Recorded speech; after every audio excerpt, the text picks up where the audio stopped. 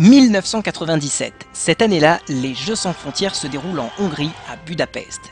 La France fait son grand retour parmi les pays organisateurs.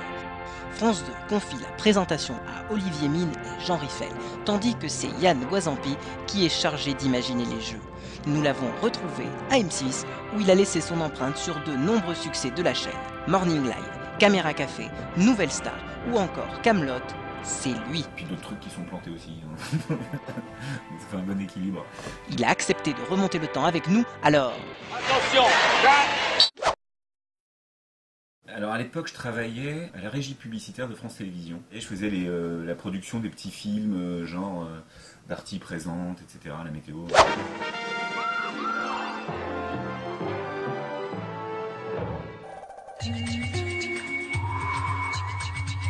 Et je m'ennuyais, beaucoup. Et il se trouve que 2 ans auparavant, un peu par hasard, j'avais écrit un jeu pour TF1 qui s'appelait Télédélire. Et comme je m'entendais bien avec ma responsable chez France Télévisions, elle m'avait dit tu devrais rencontrer les gens des variétés parce qu'ils relancent Jeux sans frontières, comme tu as fait un jeu, voilà, et puis voilà. Et donc ça fait comme ça, ils m'ont proposé d'être leur représentant français et de cramer quelques neurones pour proposer des jeux pour l'édition 97 de Jeux sans frontières. Une fois par mois à peu près, on avait des réunions à l'UER, à l'Eurovision à Genève, où là il y avait les concepteurs des autres pays qui étaient mandatés par les autres pays participants. Donc il y avait des Hongrois, il y avait des Hollandais, il y avait des Portugais, il y avait des Suisses, des Italiens, etc. C'était une production européenne, mais en réalité aux commandes c'était une production hongroise. Avec un producteur qui s'appelait Attila, qui me faisait peur, enfin, il s'appelait Attila. C'était très rigolo, on se retrouvait pendant 2 jours, chacun exposait son truc, il y avait une espèce de mise en commun des jeux qui permettaient de les enrichir, et puis surtout de prendre en compte après les contraintes de filmage et de budget aussi. Après, le truc n'était pas gigantesque non plus, on pouvait pas faire, ça faisait pas la taille de 3 terrains de football, donc fallait raisonner plutôt en 3D avec des éléments plutôt verticaux que des trucs qui se déroulaient sur des kilomètres et des kilomètres. Pas du tout. Pas du tout. Enfin, en même temps, je pense qu'inconsciemment je l'ai fait parce que moi je regardais ça quand j'étais petit, donc forcément j'avais en mémoire ce qu'était Jeux sans frontières, ce qu'était le type d'épreuve, etc. Ouais, très précis, enfin très précis. Je me souviens du nom des arbitres, c'est les arbitres italiens. Et Luigi et Gennaro. C'est un Luigi, il me semble qu'il y a un Luigi. Jeux sans frontières, c'est un programme familial. C'est un programme familial, et en général, quand on dit programme familial, c'est surtout un programme que les parents peuvent regarder avec les enfants sans avoir honte ou sans que ce soit choquant. Il faut que ce soit avant tout divertissant, il faut que ce soit spectaculaire. À titre tout à fait personnel, moi ça marchait sur 2 trucs pour moi, Jeux sans frontières. Ça marchait sur le côté un petit peu ridicule des mecs en costume.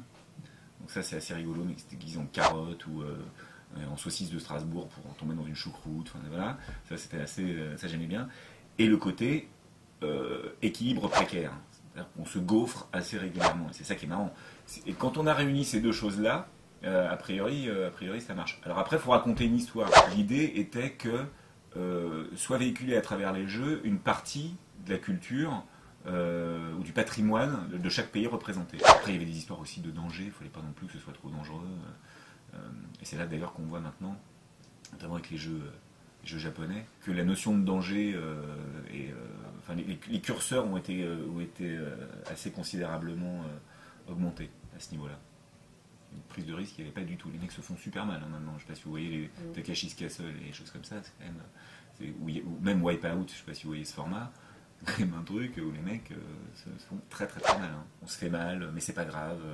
On se prend des gamelles, en veux-tu, en voilà. On tombe de très haut. Mais même d'ailleurs Interville, la Vachette, faut y aller. Hein. Moi, j'irai pas, hein, pour le coup.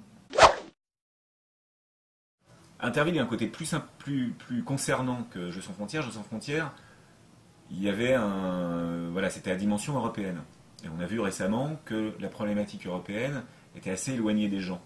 C'est pas quelque chose qui s'appropriait facilement. Alors que le côté, ça pour le coup, Interville est très fort à mon avis là-dessus, parce qu'il y a un côté guerre de clochers qui est formidable, qu'on retrouve au foot quand tu es à Saint-Etienne qui rencontre Lyon ou MPSG, etc. Donc où il y a vraiment un affrontement.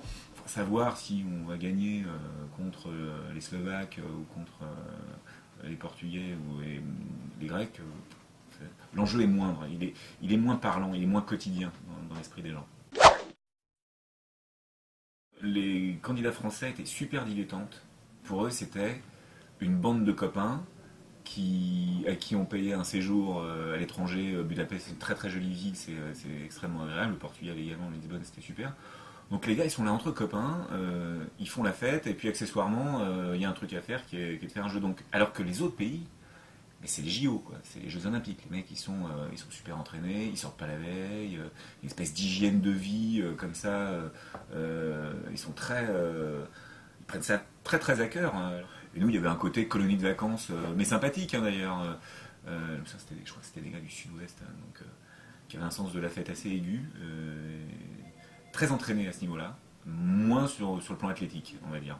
Et c'est un petit peu pareil, moi j'ai un peu le sentiment, dans l'Eurovision, il y a des pays pour qui ça compte énormément, parce que c'est une manière de s'exporter aux yeux des autres. Ça fait partie d'une vitrine. D'autant plus que, en l'occurrence en France, les télécrochets, avec la Starac et la Nouvelle Star, on est servi. Donc il n'y a pas. L'enjeu est moindre, en définitive. Alors que je pense que c'est un vrai rendez-vous très très très important dans certains pays plus petits, plus récents aussi, avec l'éclatement des pays de l'Est. Donc de s'affirmer et de gagner des trucs, c'est valorisant pour eux. À l'époque, Jeux sans frontières, il y avait on va dire, il y avait 4 chaînes, 5 chaînes. Et aujourd'hui, il y en a une multitude, donc les concurrents, puis les gens, on leur a proposé d'autres choses, les spectateurs sont été habitués à d'autres choses, donc il faut aller dans le plus spectaculaire et le plus drôle. Il faut moderniser un peu tout ça, enfin c'est normal d'ailleurs.